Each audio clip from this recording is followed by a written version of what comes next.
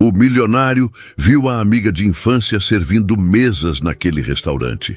Ela abaixou o olhar, fingiu não conhecê-lo e continuou trabalhando. Ele ficou paralisado, sem saber o que fazer, mas tomou uma decisão, e o que ele fez mudou tudo entre eles. Apoie o canal deixando seu like e comentário e vamos para a nossa história. Lacerda Linhares estava sentado à mesa do Bistrô Madère, um dos restaurantes mais caros de São Paulo, com a mente em qualquer lugar, menos ali. Ele olhava para o cardápio de vinhos sem realmente ler nada, apenas tentando parecer interessado, enquanto calculava quanto tempo ainda teria que aguentar aquela reunião de negócios que poderia ter sido resolvida por e-mail. Tinha 32 anos e já estava cansado dessas formalidades todas, desses jantares onde ninguém realmente dizia o que pensava, onde tudo era estratégia e aparência, mas era parte do jogo, e ele sabia jogar bem, afinal, tinha construído uma empresa de consultoria financeira do zero e agora administrava carteiras de investimento que movimentavam milhões. O investidor à sua frente continuava falando sobre projeções de mercado para o próximo trimestre, gesticulando com o copo de vinho tinto, como se estivesse regendo uma orquestra invisível, e Lacerda assentiu nos momentos certos, fez as perguntas esperadas, manteve a postura de interesse que tinha aperfeiçoado ao longo dos anos, mas por dentro estava entorpecido, cansado daquela vida que ele mesmo tinha escolhido, daquela rotina de reuniões intermináveis e conversas vazias. O salão estava cheio. Naquela quinta-feira à noite, mesas ocupadas por executivos, casais elegantes, gente que podia pagar R$ 200 num prato de massa artesanal sem piscar. O ambiente era sofisticado sem ser exagerado, lustres de cristal discretos, toalhas de linho branco impecáveis, um pianista tocando jazz suave ao fundo. Foi quando ela passou pela primeira vez, carregando uma bandeja com taças de vinho, que o mundo dele parou. Foi uma sensação física, visceral, como se alguém tivesse puxado o chão debaixo dos pés dele. O corpo reagiu antes da mente processar. O estômago deu um nó, o coração acelerou, as mãos ficaram frias. Ele olhou para a garçonete de uniforme preto e branco, cabelo castanho preso num rabo de cavalo baixo, postura ereta, movimentos eficientes, e algo naquele rosto, naqueles olhos, naquela forma de andar fez 17 anos desaparecerem em menos de um segundo. Júlia, o nome explodiu na cabeça dele antes mesmo que tivesse certeza.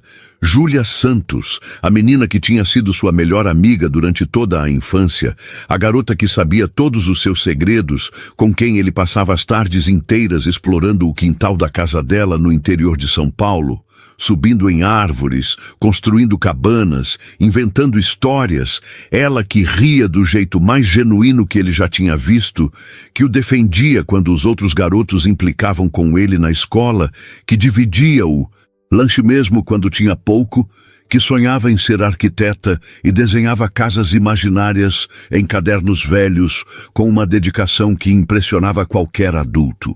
Lacerda ficou olhando enquanto ela servia outra mesa do outro lado do salão, tentando ter certeza absoluta, porque parecia impossível, absurdo, cruel até, Júlia ali, naquele restaurante de luxo, vestindo o uniforme de garçonete, servindo mesas para gente como ele. Gente que tinha dinheiro de sobra, enquanto ela provavelmente dependia de gorjetas para pagar as contas, e ele sentiu uma onda de emoções tão contraditórias que não conseguia separar uma da outra, alegria de vê-la depois de tanto tempo, choque de encontrá-la naquelas circunstâncias, culpa por ter perdido contato completamente, vergonha de estar sentado daquele lado da mesa enquanto ela estava do outro. Ele tinha 15 anos quando saiu da cidade pequena, onde cresceram juntos. O pai tinha conseguido um emprego melhor na capital e a família toda se mudou de uma hora para outra. Foi tudo muito rápido. Ele mal teve tempo de se despedir direito. Lembrava de ter prometido para Júlia que ia ligar, que iam se visitar, que a amizade não ia acabar só porque ele estava indo embora. Ela tinha chorado. Ele também. Se abraçaram na calçada em frente à casa dela, enquanto o caminhão de mudança esperava. Mas a vida aconteceu do jeito que sempre acontece. Ele entrou numa escola nova em São Paulo, fez amigos novos, mergulhou nos estudos para não ficar para trás, e Júlia virou uma memória boa, mas distante. Alguém que ele pensava de vez em quando com nostalgia, mas nunca teve coragem de procurar, porque quanto mais tempo passava, mais difícil ficava explicar o silêncio. O investidor disse algo sobre retorno sobre investimento. E Lacerda respondeu no automático, usando frases prontas que funcionavam em qualquer contexto, mas não tirava os olhos dela, observando cada movimento, tentando confirmar que era mesmo ela, procurando por sinais, pela forma como ela inclinava a cabeça quando escutava um pedido, pelo jeito como sorria educadamente para os clientes, um sorriso que não chegava aos olhos, profissional demais para ser genuíno. Ela tinha 30 anos agora, não? Era mais a menina magricela de sardas que ele conheceu. Era uma mulher ainda bonita, ainda com aqueles olhos castanhos que pareciam enxergar mais do que deviam. Mas havia algo diferente. Uma dureza na postura, uma armadura invisível, como se a vida tivesse ensinado ela a se proteger de formas que a Júlia de 15 anos jamais imaginaria precisar. Quando ela começou a se aproximar da mesa dele, Lacerda sentiu o coração disparar de verdade. Ela vinha com uma bandeja, provavelmente para servir água ou perguntar sobre as entradas, e ele se preparou para o momento. Pensou em sorrir, em dizer algo casual, em fazer com que o reencontro parecesse natural e não a coisa mais surreal que tinha acontecido com ele em anos. Mas quando ela parou ao lado da mesa e falou com aquela voz educada e neutra, perguntando se os senhores gostariam de ver as sugestões do chefe, e olhou diretamente para ele, sem nenhum sinal de reconhecimento nos olhos, Lacerda sentiu o mundo desmoronar de novo. Ela estava olhando para ele como se nunca tivesse visto na vida, com aquela cortesia impessoal que garçons usam com estranhos. Não havia surpresa, não havia alegria, não havia aquele brilho de reconhecimento que deveria estar lá. E por um segundo ele pensou que tinha enlouquecido, que estava vendo coisas, que aquela não era a Júlia, mas apenas alguém parecido. Mas então ele percebeu a forma como os ombros dela ficaram tensos, a maneira como ela segurou a bandeja com mais força do que o necessário, o modo como ela desviou o olhar uma fração de segundo antes de falar, e entendeu tudo. Ela sabia exatamente quem ele era e estava escolhendo fingir que não sabia. Júlia, ele disse, e a palavra saiu carregada de tudo que ele não conseguia controlar. Surpresa, alegria, confusão, saudade. E ele viu o corpo dela travar por um instante antes de relaxar de novo. Viu algo passar pelos olhos dela, rápido demais para ele decifrar, mas suficiente para confirmar que ela tinha ouvido, que ela sabia, que aquilo era uma escolha deliberada. Com licença, senhor, ela respondeu, sem olhar diretamente para ele, a voz ainda mais neutra, mais distante, como se ele fosse apenas mais um cliente tentando puxar conversa. Posso anotar os pedidos ou preferem mais alguns minutos para decidir? E Lacerda ficou ali, sem saber como reagir, porque o investidor estava olhando para ele com uma expressão confusa, claramente percebendo que algo estranho estava acontecendo. E Júlia permanecia parada, com um bloquinho na mão, profissional, impessoal, uma parede de vidro entre eles que ela tinha erguido em menos de 5 segundos. Júlia, sou eu, Lacerda. Ele tentou de novo, baixando a voz, tentando fazer com que ela olhasse para ele de verdade, mas ela não cedeu. Não deu nenhum sinal de que aquele nome significava alguma coisa. Apenas repetiu a pergunta sobre o pedido com a mesma paciência mecânica de quem já repetiu aquela frase 1000 vezes. E ele entendeu que estava perdendo, que quanto mais insistisse, pior ia ficar. Então, recuou.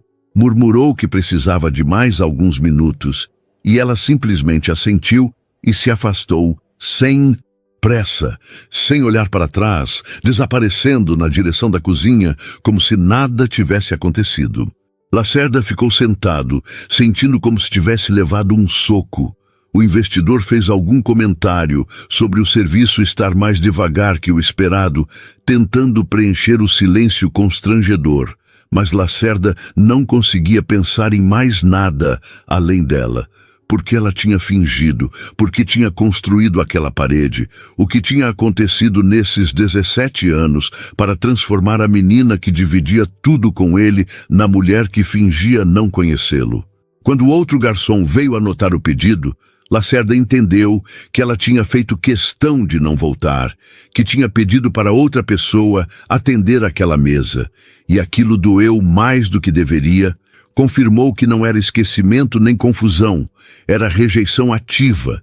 Era ela dizendo sem palavras que não queria nada com ele, que preferia fingir que nunca tinham se conhecido a ter aquela conversa, e ele não conseguia aceitar isso, não conseguia simplesmente deixar passar.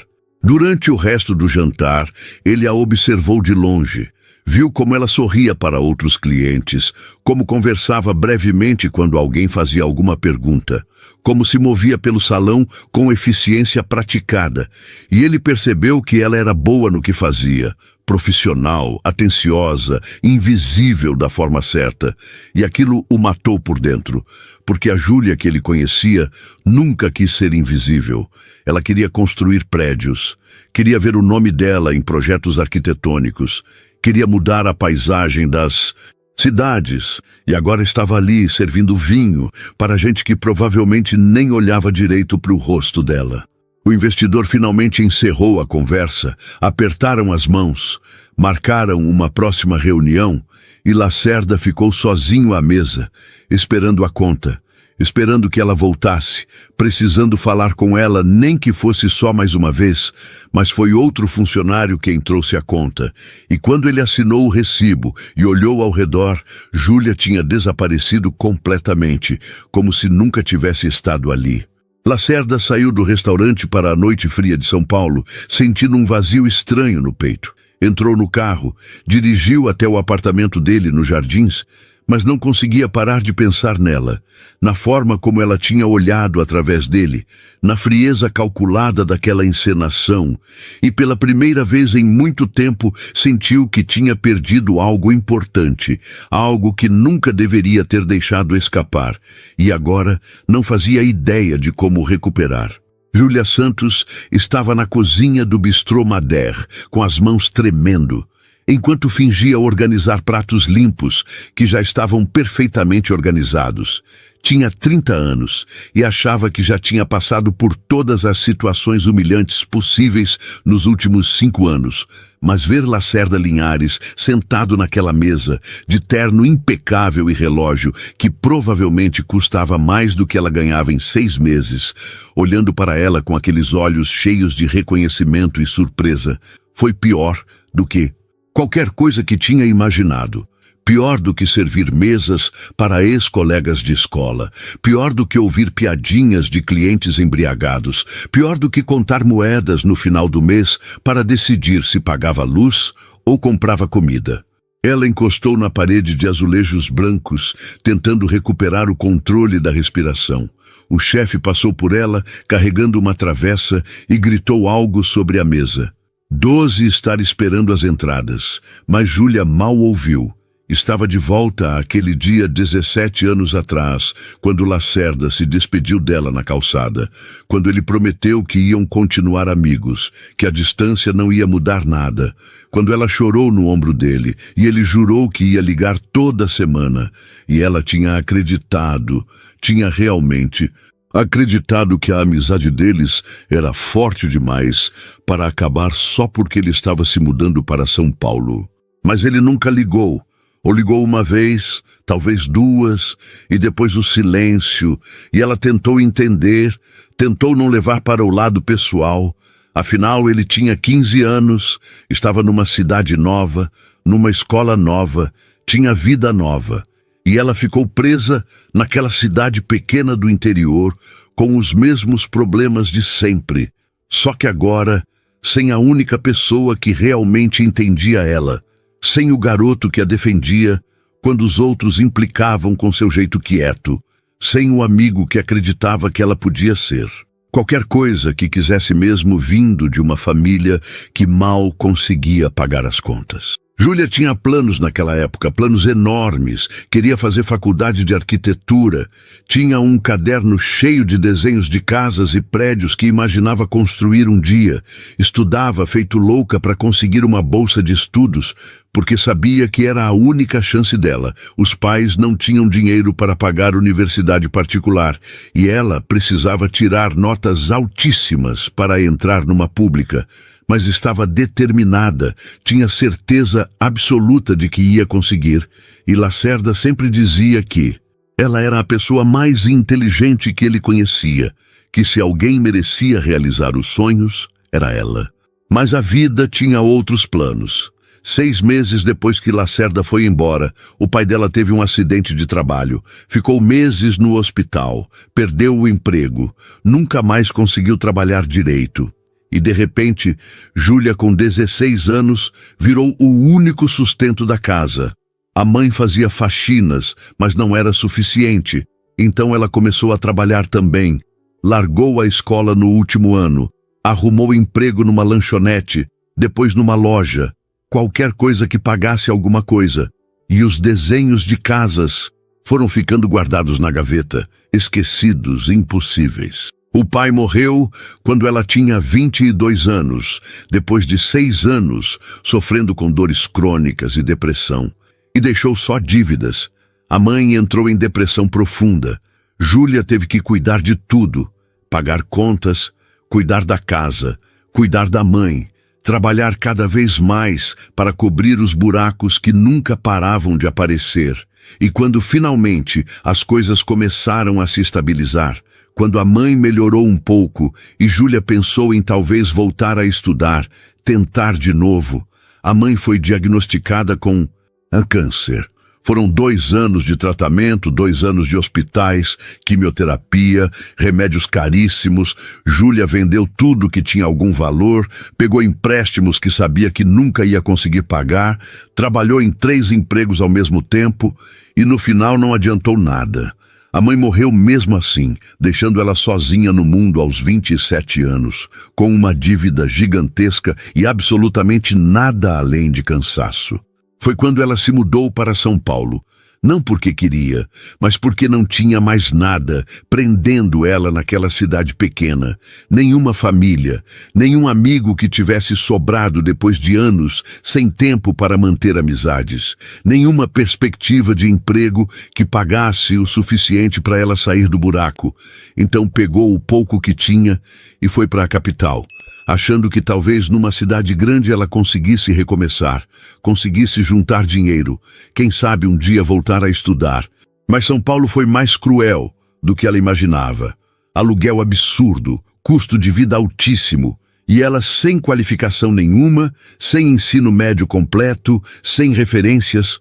Conseguiu emprego como garçonete num restaurante mediano, depois mudou para outro melhor, depois para o Bistrô Madère, que pagava relativamente bem se ela conseguisse boas gorjetas, e foi aprendendo a ser invisível, a sorrir educadamente, a aguentar olhares condescendentes, a fingir que não se importava quando alguém estalava os dedos para chamar a atenção dela como se ela fosse um cachorro.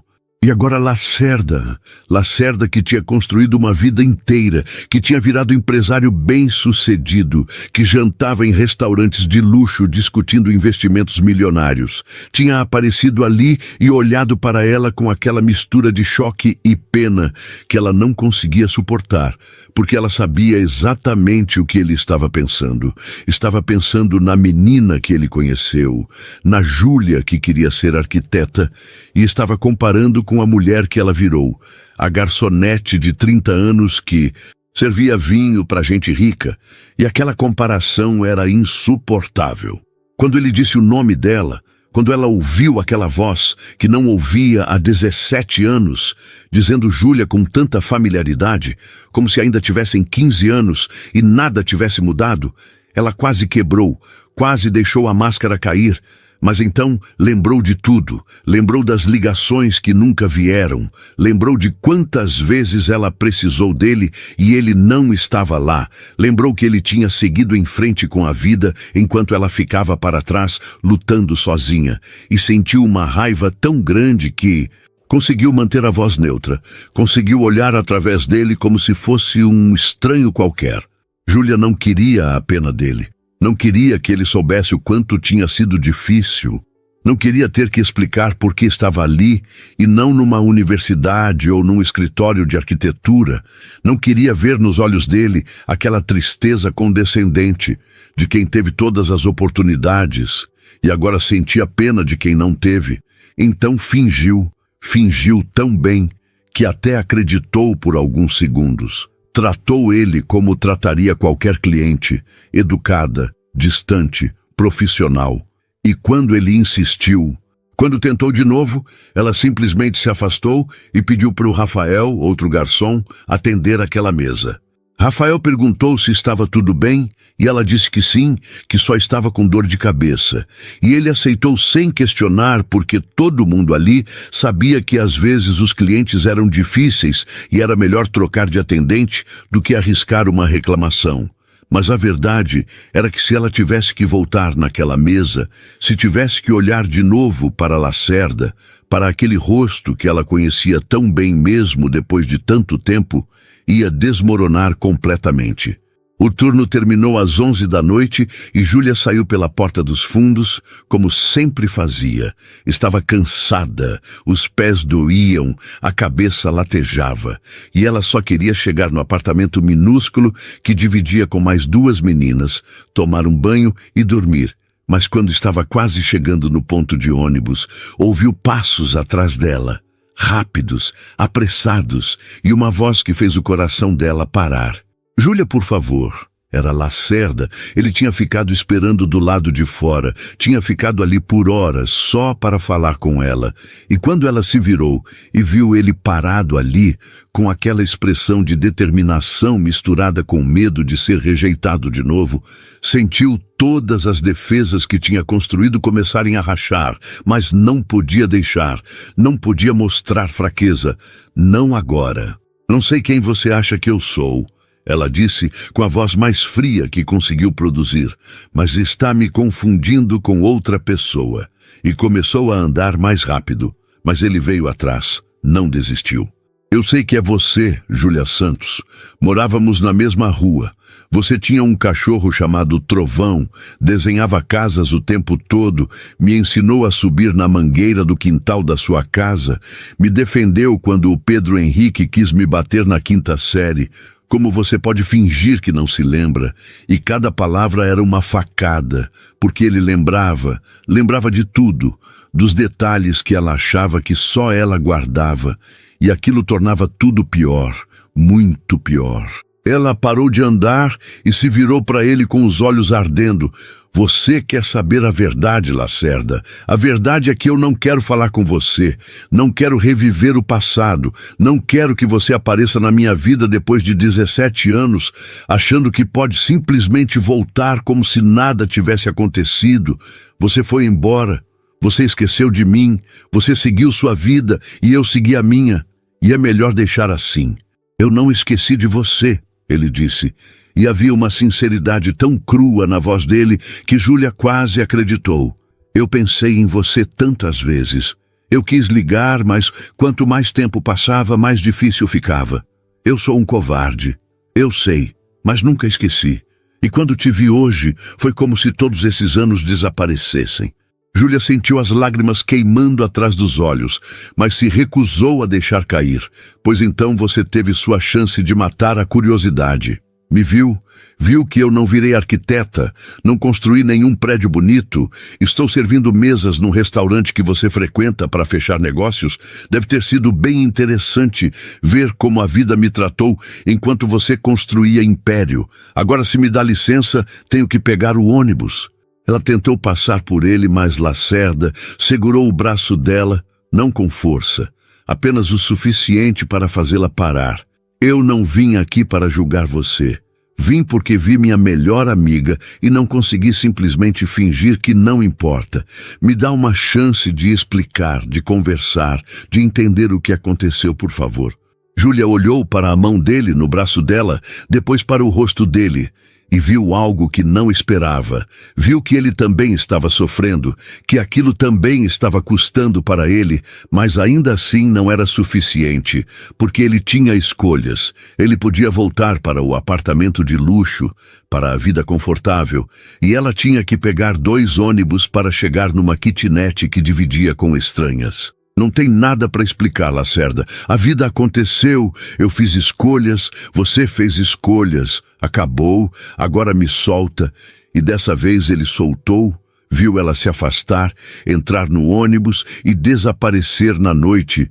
Mas Júlia sabia que aquilo não tinha terminado. Sabia pelo jeito que ele olhou para ela, pela determinação que viu nos olhos dele, que Lacerda Linhares não ia desistir tão fácil, e aquilo a apavorava, porque ela não sabia se tinha forças para continuar fingindo. Lacerda passou a noite inteira acordado olhando para o teto do quarto. A conversa com Júlia, na saída do restaurante, rodando em loop na cabeça dele. Cada palavra que ela disse, cada olhar de raiva e mágoa, a forma como ela se afastou como se ele fosse veneno. Ele tentou entender o que tinha acontecido nesses 17 anos para transformar a menina doce que ele conhecia naquela mulher amarga e fechada. Mas quanto mais pensava, mais percebia que não fazia ideia, não sabia absolutamente nada sobre a vida dela, sobre o que ela tinha passado, e aquela ignorância doía, porque ele deveria saber, deveria ter estado lá. Na sexta-feira de manhã, ele cancelou todas as reuniões, mandou mensagem para a secretária dizendo que estava resolvendo um assunto pessoal urgente e voltou ao Bistrô Madère na hora do almoço.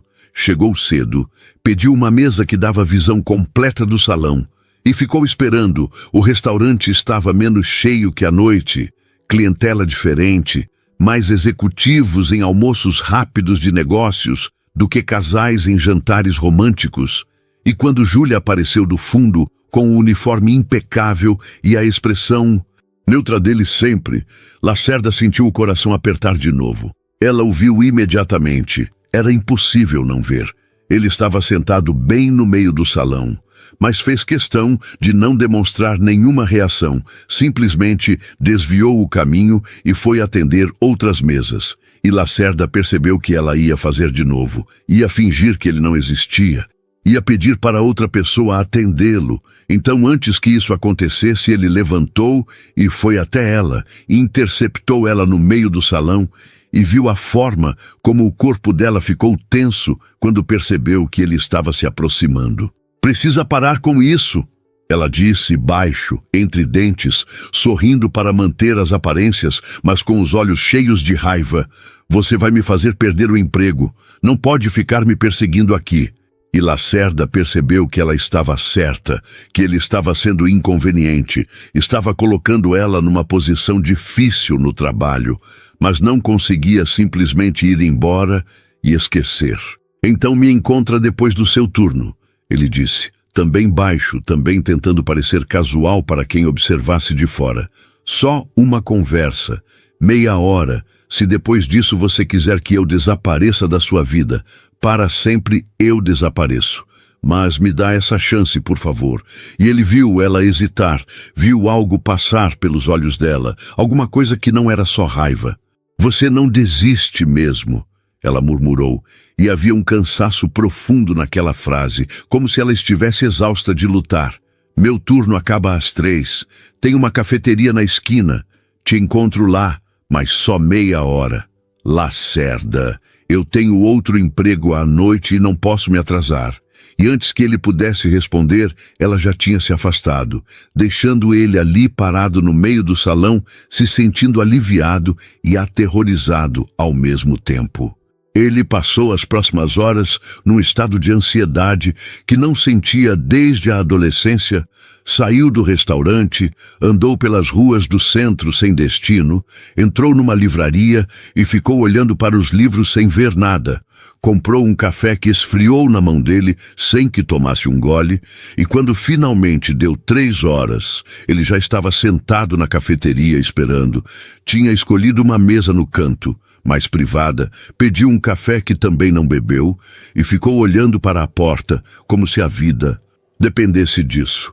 Júlia chegou 15 minutos atrasada, ainda com o uniforme do restaurante, a bolsa velha pendurada no ombro, os olhos cansados, e quando sentou na frente dele sem nem pedir nada para beber, Lacerda percebeu que ela queria deixar claro que aquilo não era um encontro amigável, era uma obrigação que ela estava cumprindo para se livrar dele de uma vez.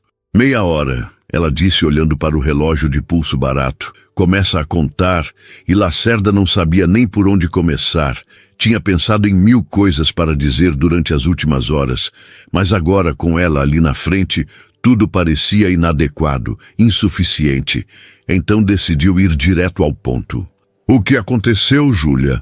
Ele perguntou, e viu ela revirar os olhos como se aquela fosse a pergunta mais óbvia e irritante do mundo. "Não com você. Contudo, você tinha planos, você ia fazer arquitetura, você era a pessoa mais determinada que eu conhecia. O que te trouxe para cá, para isso?" E ele se arrependeu imediatamente das palavras, da forma como soou, porque viu a mágoa se aprofundar nos olhos dela. "Para isso", ela repetiu com amargura, "você quer dizer servir mesas, trabalhar honestamente para pagar minhas contas? É isso que você acha tão terrível, que eu não virei a arquiteta famosa que prometia ser, que estou aqui fazendo trabalho braçal em vez de estar num escritório chique como você?" E Lacerda balançou a cabeça desesperado. "Não é isso, você sabe que não é isso. Eu só não entendo o que aconteceu. Você era tão inteligente, tão dedicada." E ela deu uma risada sem humor nenhum, uma risada que cortou ele por dentro. "A vida aconteceu, Lacerda. A vida real, não a versão de conto de fadas que você teve. Meu pai teve um acidente 6 meses depois que você foi embora. Ficou incapacitado, perdeu o emprego. Alguém tinha que sustentar a casa. Então larguei a escola e fui trabalhar. Simples assim." E Lacerda sentiu o estômago afundar, porque ele não sabia, não fazia ideia. "Eu não sabia", ele disse. E soou patético até para ele mesmo. "Porque você não me contou, porque não ligou." E ela olhou para ele como se ele tivesse dito a coisa mais idiota do mundo. "Ligar para quê, Lacerda? Para você fazer o que exatamente? Você tinha 15 anos, estava numa cidade nova. O que ia fazer? Me mandar dinheiro? Voltar correndo para me salvar? Eu não queria sua pena. E, sinceramente, você parecia estar bem demais sem mim. As poucas vezes que alguém me contava alguma coisa sobre você, era sempre sobre como estava bem, como tinha se adaptado rápido, como estava indo bem na escola nova. Então achei melhor não atrapalhar sua vida perfeita com meus problemas." "Não era perfeito", Lacerda disse. E havia uma urgência na voz dele que surpreendeu os dois. "Eu sentia sua falta todos os dias. Eu queria ligar, mas não sabia o que dizer. Quanto mais tempo passava, mais culpado eu me sentia por não ter ligado antes. Virou uma bola de neve. Eu sei que fui covarde, eu sei que te abandonei, mas não foi porque não me importava. Foi porque eu era um adolescente idiota que não sabia lidar com as próprias emoções." Júlia ficou em silêncio por um momento, olhando para as mãos dela em cima da mesa, e Lacerda viu que eram mãos cansadas, calejadas, mãos de quem trabalhou duro demais por tempo demais. E sentiu uma onda de raiva de si mesmo, de tudo que ele tinha desperdiçado, de todas as vezes que poderia ter ligado e não ligou. "Meu pai morreu quando eu tinha 22. Ela continuou com a voz mais baixa, mais vulnerável. "Ficou anos sofrendo. Nunca mais foi o mesmo depois do acidente. E minha mãe entrou em depressão. Eu cuidava de tudo. Trabalhava o dia inteiro. Cuidava deles à noite, não tinha tempo para mais nada. Quando finalmente achei que as coisas iam melhorar, que eu podia tentar voltar a estudar, minha mãe descobriu um câncer. Júlia, Lacerda tentou, mas ela balançou a cabeça. Não estava pedindo interrupção. Estava apenas contando, despejando tudo que tinha guardado por tanto tempo. Foram 2 anos de tratamento, 2 anos de inferno. Eu vendi tudo. Peguei empréstimos que nunca vou conseguir pagar. Trabalhei em 3 lugares ao mesmo tempo. E no final ela morreu mesmo assim. Me deixou sozinha com uma dívida gigante e absolutamente nada. Então, vim para São Paulo porque não tinha mais nada me prendendo lá. Achei que aqui seria diferente, mas a verdade é que São Paulo é cruel com quem não tem dinheiro, não tem formação, não tem ninguém. Ela levantou os olhos e olhou diretamente para ele pela primeira vez desde que sentou. E Lacerda viu lágrimas ali. Lágrimas que ela estava se esforçando muito para não deixar cair. Então agora você sabe. Sabe por que eu sirvo mesas em vez de desenhar casas. Sabe por que eu não virei a pessoa que prometia ser, satisfeito. Não, Lacerda disse, e a voz dele saiu mais firme do que esperava. Não estou satisfeito, estou destruído, estou com raiva de mim mesmo por não ter estado lá, por não ter sabido, por não ter ajudado. E Júlia deu aquela risada amarga de novo. Você não podia fazer nada, Lacerda. Você era criança, adolescente, depois universitário. Não era sua responsabilidade cuidar de mim. E ele se inclinou para a frente, segurou a mão dela em cima da mesa, antes que ela pudesse tirar. Mas eu queria, ele disse, e percebeu naquele momento que era verdade, que sempre tinha sido verdade. Eu sempre quis cuidar de você, sempre me importei. E o fato de não ter feito isso não significa que não quisesse. Significa que eu fui covarde, imaturo, egoísta, mas nunca significa que você não importava. Júlia olhou para a mão dele segurando a dela e por um momento não puxou. Por um momento deixou aquele contato existir. E Lacerda sentiu uma esperança pequena e frágil nascer no peito. Mas então ela tirou a mão devagar e se levantou. Preciso ir. Vou me atrasar para o outro emprego. E Lacerda se levantou também, desesperado para prolongar aquele momento mais alguns segundos. Outro emprego? Ele perguntou. E ela assentiu sem elaborar. E ele entendeu, ela trabalhava 2 empregos, provavelmente os 2 braçais, provavelmente os 2 mal pagos, porque não tinha escolha, porque a vida tinha tirado todas as escolhas dela uma por uma. Deixa eu te levar, ele ofereceu. E ela balançou a cabeça imediatamente, mas ele insistiu, por favor, está frio, você está cansada, meu carro está logo ali, só te deixo onde você precisa ir, nada mais. E ela hesitou, e naquela hesitação ele viu que ela estava exausta, que o orgulho estava custando caro demais. Só até o metrô ela concedeu finalmente, e Lacerda assentiu. Sabia que tinha que aceitar as vitórias pequenas, sabia que ela estava abrindo uma porta minúscula, e se ele forçasse demais, ia fechar de novo. O carro de Lacerda era exatamente o tipo de carro que Júlia imaginava que ele teria. Um sedã alemão de luxo, com interior de couro bege, e aquele cheiro de carro novo, mesmo não sendo novo. Ela entrou com cuidado, quase com medo de sujar alguma coisa, e quando ele ligou o motor e o aquecedor começou a funcionar, ela percebeu o quanto estava com frio, o quanto o corpo dela tinha se acostumado a ignorar desconfortos básicos porque não tinha escolha, e aquele conforto simples de estar num ambiente quente e silencioso quase a fez chorar de novo. Lacerda não falou nada enquanto dirigia, apenas perguntou para onde ela precisava ir, e quando ela disse a estação de metrô mais próxima, ele assentiu e colocou no GPS, mesmo provavelmente sabendo o caminho. Júlia ficou olhando pela janela, vendo a cidade passar, as pessoas nas calçadas, o trânsito lento de fim de tarde, e se perguntou como tinha chegado naquele ponto, sentada no carro do menino, que foi seu melhor amigo, sentindo uma mistura de raiva e alívio tão confusa que não sabia qual das 2 emoções estava vencendo. Você disse que tem outro emprego? Lacerda quebrou o silêncio com cuidado, como se estivesse pisando em ovos, e Júlia pensou em mentir. em dizer que não era da conta dele, mas estava cansada demais para construir mais mentiras, cansada demais para manter todas as defesas erguidas. Trabalho num mercado à noite, ela respondeu sem olhar para ele. Reponho prateleiras, organizo estoque, das 6 da tarde até 11h30. Não paga muito, mas ajuda a fechar as contas.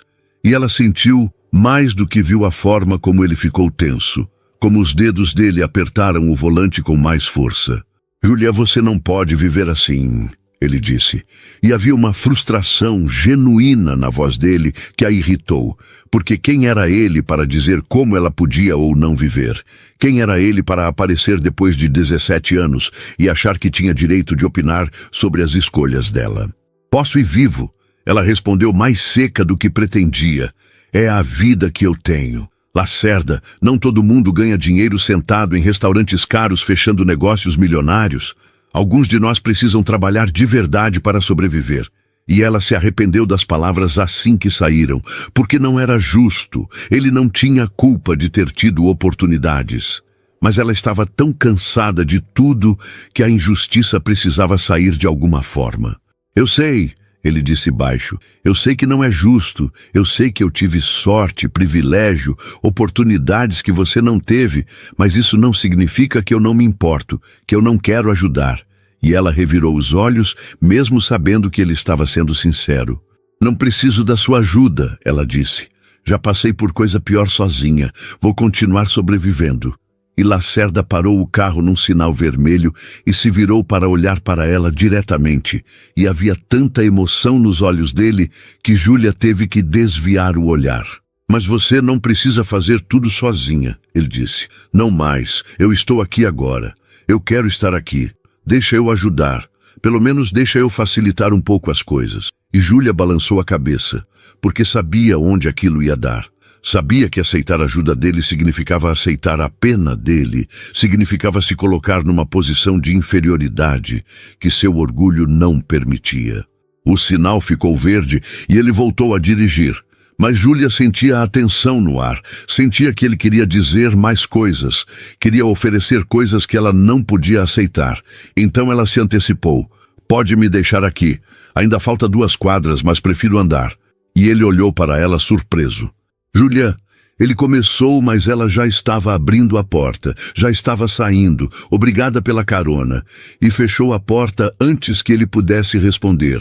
Começou a andar rápido pela calçada sem olhar para trás, mas ouviu quando ele abriu a porta do carro, quando a voz dele chamou o nome dela, e parou mesmo não querendo. Lacerda alcançou ela em poucos passos, parou na frente dela, bloqueando o caminho, e Júlia viu que ele estava desesperado, que ele tinha medo de que se ela fosse embora agora nunca mais ia conseguir falar com ela. E uma parte dela, uma parte muito pequena e muito cansada, queria ceder, queria deixar ele ajudar, queria voltar a ter alguém do lado dela. Me dá seu número, ele pediu. Só isso, só para eu saber que você está bem, que tem como me achar se precisar. Eu não vou te encher de mensagens, não vou te pressionar, só quero saber que tem um jeito de te encontrar. E Júlia hesitou, porque dar o número significava abrir uma porta, significava permitir que ele entrasse na vida dela de uma forma que ela não tinha certeza se estava pronta. Por que você se importa tanto? Ela perguntou. E a pergunta saiu mais vulnerável do que ela queria. Porque depois de todo esse tempo, depois de me esquecer por 17 anos, você de repente se importa tanto? E Lacerda olhou para ela com uma intensidade que a fez recuar um passo. Porque eu nunca esqueci, ele disse, e havia uma verdade tão crua naquelas palavras que Júlia sentiu algo quebrar dentro dela. Porque eu pensei em você mais vezes do que posso contar. Porque quando eu te vi naquele restaurante, foi como se todos esses anos desaparecessem. Como se a gente ainda tivesse 15 anos e você ainda fosse a pessoa mais importante da minha vida. E eu sei que sou egoísta, eu sei que não tenho direito de aparecer agora e querer fazer parte da sua vida de novo. Mas não, consigo simplesmente ir embora e fingir que não importa. Júlia sentiu as lágrimas queimando de novo, e dessa vez não conseguiu segurar. Deixou escorrer pelo rosto, enquanto olhava para aquele homem, que ao mesmo tempo era tão familiar e tão estranho. O menino que ela conheceu ainda estava lá em algum lugar, por trás dos olhos dele. Mas havia tanta coisa nova também, tanta vida vivida, que ela não fazia parte. "Você me machucou", ela disse, e a voz saiu quebrada. "Quando você foi embora e parou de ligar, parou de se importar, você me machucou mais do que qualquer outra coisa que aconteceu depois, porque você era a única pessoa que realmente me entendia e de repente você não estava mais lá e eu fiquei sozinha de verdade." Lacerda deu um passo para frente e antes que Júlia pudesse se afastar, ele a puxou num abraço. Um abraço apertado e desesperado. E ela sentiu o corpo dela relaxar contra a vontade. Sentiu os braços dele ao redor dela e por um segundo, só um segundo, permitiu-se sentir segura, permitiu-se lembrar como era ter alguém, mas então se afastou porque aquilo era perigoso. Aquilo ia fazer doer mais quando ele fosse embora de novo. "Não posso fazer isso", ela disse, limpando as lágrimas com as costas da mão. "Não posso deixar você entrar na minha vida de novo, só para você perceber que não combina mais, que nossas vidas são diferentes demais, que eu não tenho nada a oferecer e ir embora. Não vou sobreviver a isso de novo, então é melhor cortar agora." Ela tirou um pedaço de papel amassado da bolsa, anotou o número do celular com a mão tremendo, entregou para ele. "Aqui, você ganhou. Mas não me liga todo dia, não tenta me salvar, não tenta me transformar em projeto de caridade. Se for para ter você na minha vida de novo, tem que ser como igual, não como alguém que você sente pena, entendeu?" Lacerda pegou o papel como se fosse a coisa mais preciosa do mundo. Guardou no bolso com cuidado. "Eu entendo", ele disse. E Júlia viu nos olhos dele que ele realmente entendia, que ele sabia o quanto aquilo estava custando para ela. "E te prometo que não vou estragar isso, não vou te pressionar, não vou fazer você se arrepender de ter me dado essa chance." Júlia assentiu e se virou para ir embora, mas antes de dar o primeiro passo, ouviu a voz dele de novo. "Júlia." E quando olhou para trás, ele estava sorrindo, aquele sorriso torto que ela lembrava tão bem. "Obrigado por não desistir de mim completamente." E ela não conseguiu segurar um sorriso pequeno em resposta. "Ainda não sei se foi uma boa ideia", ela disse, "mas acho que vou descobrir." E dessa vez, quando se afastou, ele não veio atrás. Apenas ficou ali parado, vendo ela desaparecer na multidão. E Júlia desceu as escadas do metrô, sentindo uma mistura tão confusa de medo e esperança que não sabia se queria rir ou chorar. Chegou no mercado 10 minutos atrasada. O gerente a olhou com desaprovação, mas não disse nada, porque ela nunca se atrasava. Colocou o colete amarelo por cima da roupa, pegou o carrinho com as caixas e começou a repor prateleiras no piloto automático. Mas pela primeira vez em muito tempo, sua mente não estava focada na sobrevivência imediata. Estava pensando em Lacerda, no jeito que ele olhou para ela, nas palavras que ele disse, na possibilidade absurda de que talvez, só talvez, ela não precisasse estar tão sozinha assim. O celular vibrou no bolso dela por volta das 9 da noite. Ela estava organizando a sessão de enlatados quando pegou e viu a mensagem. Era um número desconhecido, mas ela sabia quem era. A mensagem dizia apenas: "Chegou bem. Não precisa responder se não quiser. Só queria ter certeza." E Júlia ficou olhando para aquelas palavras por um tempo longo demais, os dedos pairando sobre o teclado sem saber o que responder, até que finalmente digitou "Sim, cheguei", e enviou antes que pudesse se arrepender. A resposta veio quase instantânea. "Que bom. Durma bem quando terminar o turno", e ela guardou o celular, sentindo algo estranho e esquecido se mexendo no peito, algo que levou alguns segundos para reconhecer como esperança. As semanas seguintes foram estranhas, de uma forma que Júlia não sabia descrever. Lacerda mandava mensagens curtas quase todos os dias. Nada invasivo, nada que exigisse resposta longa, apenas coisas simples como bom dia, ou espero que o turno não esteja muito pesado, ou vi uma nuvem hoje que parecia com aquele cachorro que você desenhava quando éramos crianças. E Júlia respondia quando podia. Quando tinha 1 minuto entre um emprego e outro, respostas curtas também. Obrigada, está correndo bem. Lembro sim. Mas havia algo reconfortante naquela constância, em saber que alguém estava pensando nela mesmo quando ela não estava presente. Ele não tentou vê-la de novo nas primeiras 2 semanas, respeitou o espaço que ela tinha pedido, e Júlia ficava dividida entre alívio e decepção, porque uma parte dela queria que ele insistisse, queria ter desculpa para ceder sem parecer que estava cedendo. Mas a parte racional sabia que era melhor assim, que era melhor ir devagar, reconstruir alguma coisa do zero, em vez de tentar forçar o passado a voltar. Foi numa sexta-feira, quase 3 semanas depois daquela conversa na cafeteria, que o telefone dela tocou de verdade. Não uma mensagem, mas uma ligação. E quando ela viu o nome dele na tela, sentiu o coração acelerar. Estava no intervalo do restaurante, sentada na área de funcionários, comendo uma marmita que tinha trazido de casa, porque não podia pagar a comida do próprio lugar onde trabalhava.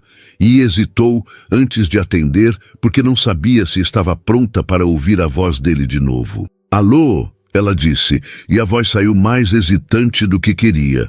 E ouviu a respiração dele do outro lado, como se ele também estivesse nervoso. Júlia, ei, desculpa ligar assim do nada. Sei que você está trabalhando, mas...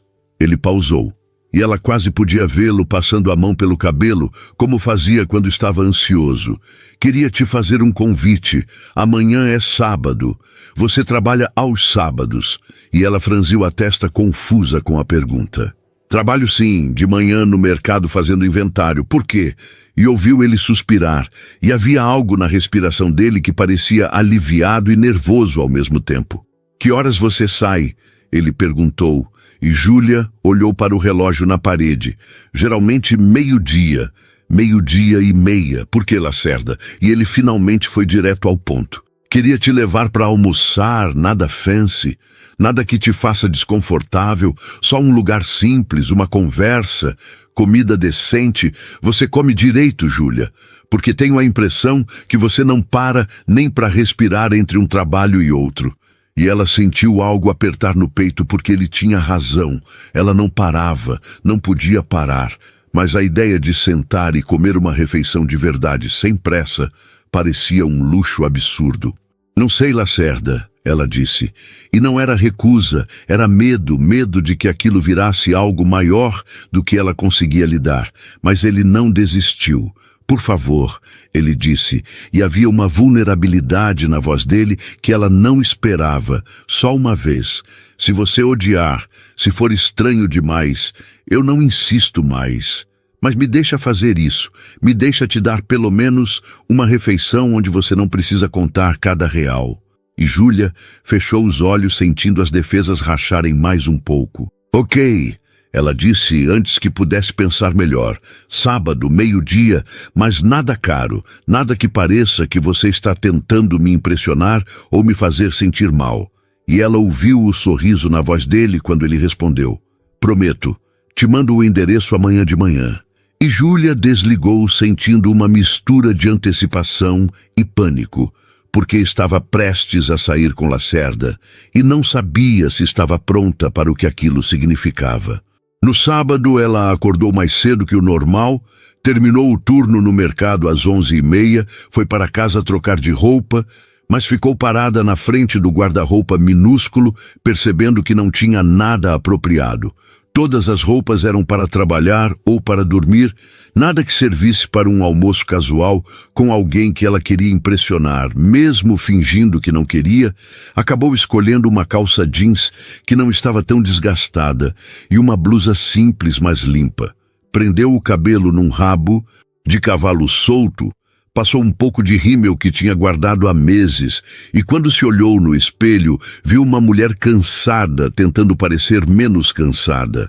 O endereço que Lacerda mandou era de uma pizzaria no Bexiga, nada sofisticado, um daqueles lugares tradicionais com toalhas xadrez e cheiro de massa fresca. E quando Júlia chegou, ele já estava lá esperando, sentado numa mesa perto da janela. E quando a viu entrar, o rosto dele se iluminou de uma forma que fez o estômago dela revirar.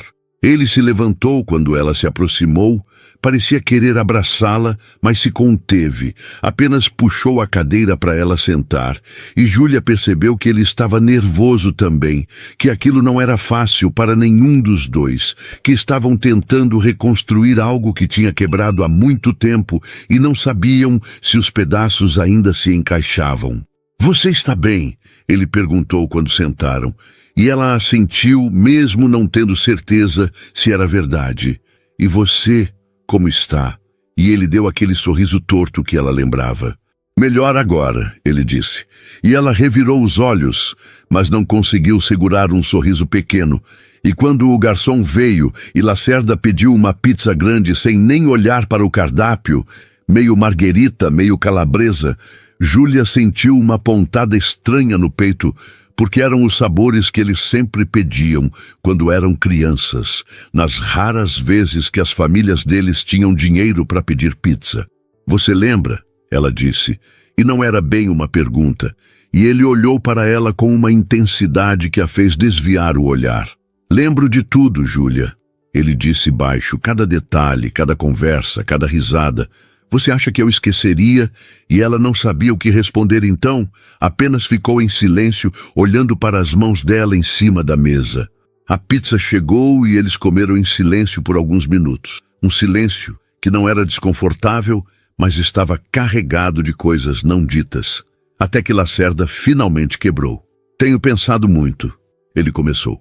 E Júlia levantou os olhos para olhar para ele, sobre o que você disse, sobre eu querer te salvar, sobre não querer ser tratada como projeto de caridade.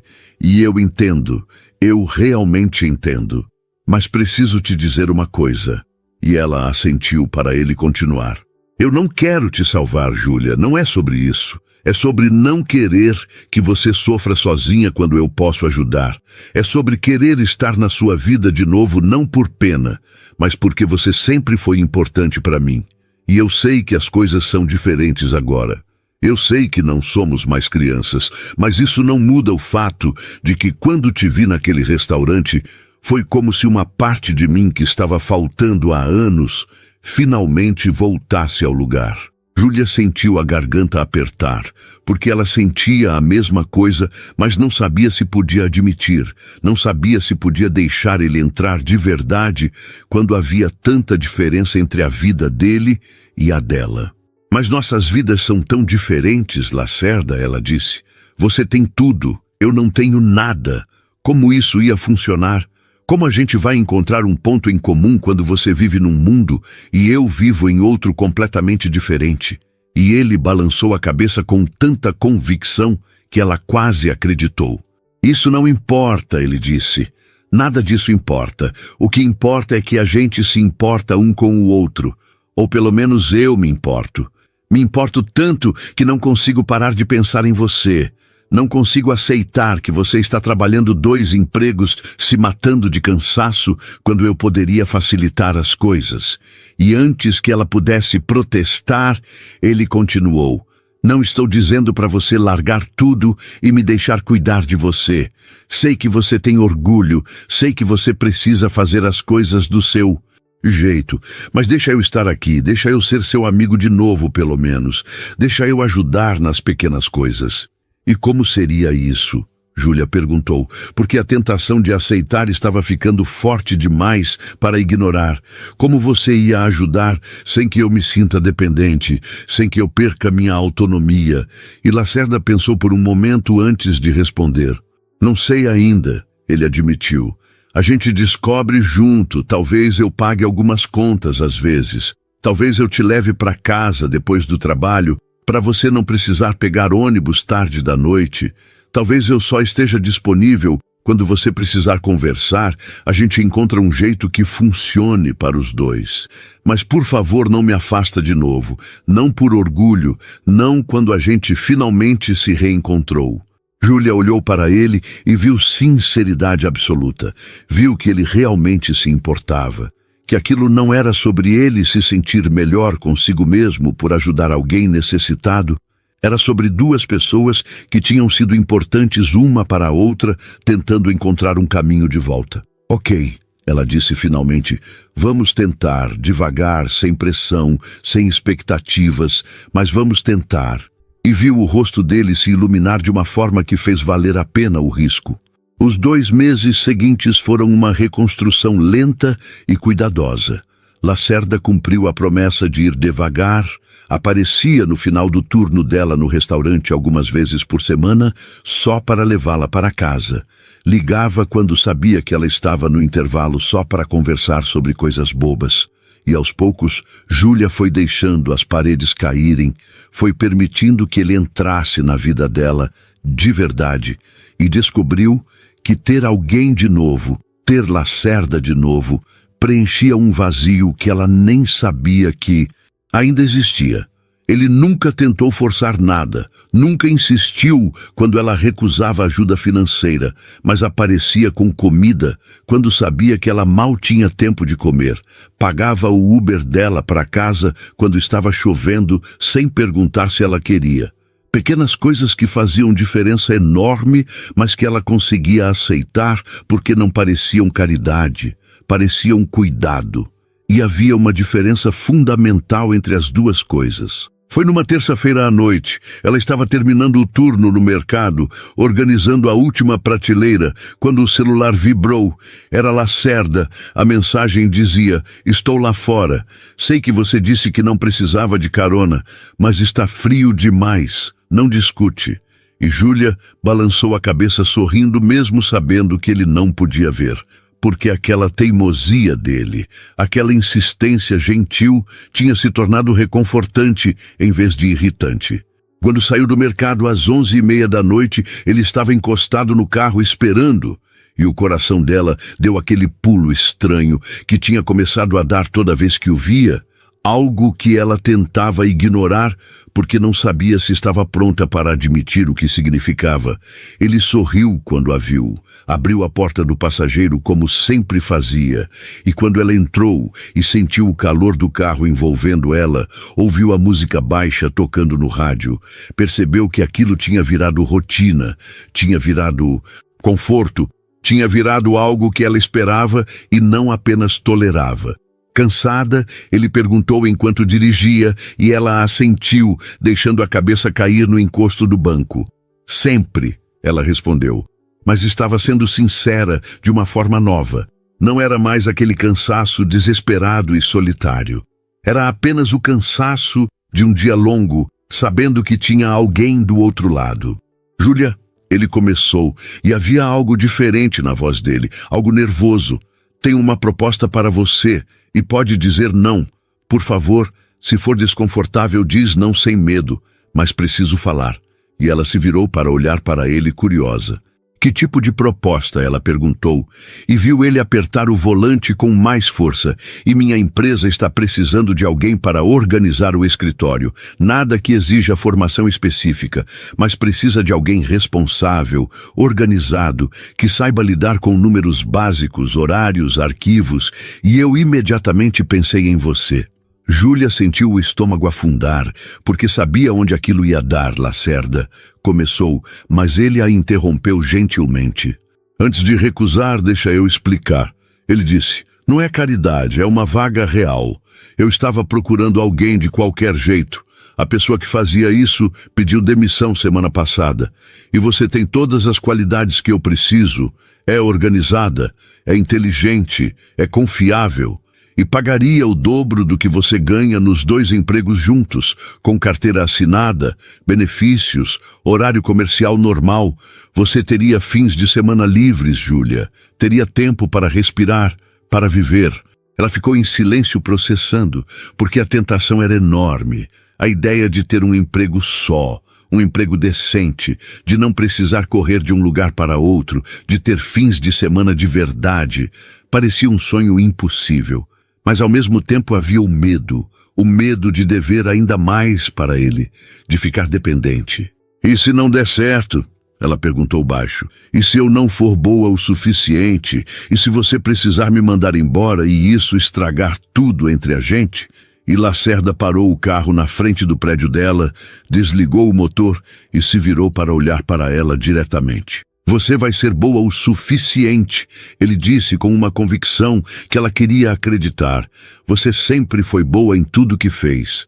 E se por algum motivo não funcionar, o que eu duvido muito, a gente separa trabalho de amizade. Mas, Júlia, sinceramente, acho que você está subestimando suas próprias capacidades. Você sobreviveu a coisas que teriam destruído a maioria das pessoas. Você criou estratégias, organizou vida, trabalhou em lugares diferentes ao mesmo tempo. Isso requer habilidades que muita gente com diploma não tem. Júlia sentiu os olhos arderem porque ninguém nunca tinha falado dela daquela forma. Ninguém nunca tinha visto suas lutas como algo além de fracasso, como algo que na verdade mostrava força. E ouvir aquilo de Lacerda, de alguém que a conhecia desde sempre, significava mais do que ele provavelmente imaginava. Posso pensar?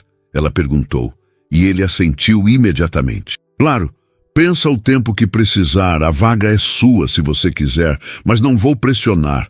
Só queria que soubesse que existe essa possibilidade, que você não precisa se matar de trabalhar se não quer. E Júlia assentiu e saiu do carro, mas antes de fechar a porta, se inclinou de volta. Lacerda, ela disse, e ele olhou para ela esperando. Obrigada por acreditar em mim quando eu mesma não acredito. E ele sorriu daquele jeito que fazia o coração dela acelerar. Sempre vou acreditar em você, ele disse. Desde que a gente tinha 8 anos e você disse que ia desenhar as casas mais bonitas do mundo, eu acreditei e continuo acreditando. Júlia passou a noite inteira acordada pensando, pesando prós e contras. Mas no fundo sabia qual era a resposta. Sabia que estava cansada demais para continuar recusando ajuda por orgulho, que estava na hora de aceitar que deixar alguém entrar na vida dela não era fraqueza, era coragem. Então, na manhã seguinte, antes que pudesse se arrepender, mandou mensagem para ele. Quando eu começo? A resposta veio em segundos. Segunda-feira, se você quiser. E Júlia digitou de volta. Ok, vou avisar nos outros empregos hoje. E então adicionou antes de perder a coragem. E Lacerda, estou com medo, mas também estou feliz. Obrigada por não desistir de mim. Nunca vou desistir de você, ele respondeu. E Júlia guardou o celular, sentindo algo leve e perigoso crescendo no peito. Algo que se parecia muito com esperança. A segunda-feira chegou rápido demais e devagar demais ao mesmo tempo. Júlia acordou nervosa. Escolheu a roupa mais apresentável que tinha. Chegou no prédio comercial onde ficava a empresa de Lacerda com 15 minutos de antecedência. E quando entrou no escritório, do 12º andar, ele estava lá esperando com aquele sorriso que ela estava começando a depender. Ele apresentou ela para a equipe pequena, 3 pessoas que a receberam com gentileza genuína, mostrou a mesa dela, o computador, explicou as funções básicas. E Júlia percebeu que ele não estava exagerando. Ela realmente conseguia fazer aquilo. Na verdade, era mais fácil do que carregar bandejas ou repor prateleiras. E pela primeira vez em anos, sentiu que estava usando o cérebro de verdade, que estava fazendo algo que tinha significado além de sobrevivência. As semanas foram passando e Júlia foi se adaptando, foi percebendo que era boa naquilo, que conseguia organizar melhor do que a pessoa anterior, que tinha ideias para melhorar processos. E Lacerda ouvia todas, implementava as que faziam sentido, pedia a opinião dela sobre coisas que iam além das funções dela. E ela ia percebendo que ele a via como igual, como alguém capaz, não como alguém que ele estava salvando. Foi num sábado, quase 3 meses depois dela ter começado a trabalhar ali, que tudo mudou de verdade. Lacerda tinha chamado ela para almoçar, estavam na mesma pizzaria de antes, e ele parecia nervoso de um jeito diferente, mexia no guardanapo, olhava para ela e desviava, até que finalmente respirou fundo e falou. Júlia, preciso te dizer uma coisa, ele começou. E ela sentiu o coração acelerar. E sei que talvez seja cedo demais. Sei que a gente ainda está reconstruindo tudo. Mas não consigo mais fingir que o que sinto por você é só amizade. E ela parou de respirar, porque estava ouvindo exatamente o que tinha medo e esperança de ouvir ao mesmo tempo. Eu te amo, ele disse, e as palavras saíram cruas e verdadeiras. Sempre amei, desde que a gente era criança e eu não sabia o que era amor. E te amo agora de um jeito diferente, de um jeito adulto e consciente. Te amo pela pessoa que você é, pela força que você tem, pela forma como você luta, e sei que você pode não estar pronta, sei que pode não sentir o mesmo, mas precisava falar porque não consigo mais guardar isso. Júlia sentiu as lágrimas escorrerem porque sim, ela sentia o mesmo, tinha medo de sentir, tinha tentado negar, mas sentia tanto que doía. Você é idiota, ela disse, e ele pareceu confuso até ela continuar. Idiota por achar que eu não sinto o mesmo, idiota por demorar 3 meses para falar isso quando eu estou morrendo de vontade de te beijar desde aquele primeiro dia no restaurante. Lacerda sorriu, aquele sorriso enorme que transformava o rosto inteiro dele. Então, por que você não beija? Ele desafiou, e Júlia não precisou de mais convite. Se inclinou sobre a mesa e o beijou ali mesmo, no meio da pizzaria. E foi como se todos os anos de distância, toda a dor, todo o sofrimento, tudo se dissolvesse naquele momento, deixando apenas eles dois, finalmente juntos de verdade. Quando se separaram, estavam rindo e chorando ao mesmo tempo. E Lacerda segurou o rosto dela entre as mãos. Você não está mais sozinha, ele disse. Nunca mais vai estar sozinha, eu prometo. E Júlia acreditou, porque pela primeira vez em muito tempo tinha motivos para acreditar. E quando saíram da pizzaria de mãos dadas, caminhando pelas ruas de São Paulo sem pressa nenhuma, Júlia percebeu que tinha encontrado o caminho de volta, não para o passado, mas para algo novo, algo melhor. Tinha encontrado não apenas Lacerda, mas também a si mesma, a pessoa que sempre quis ser, mas tinha esquecido que podia. E isso, mais do que qualquer outra coisa, era o verdadeiro recomeço.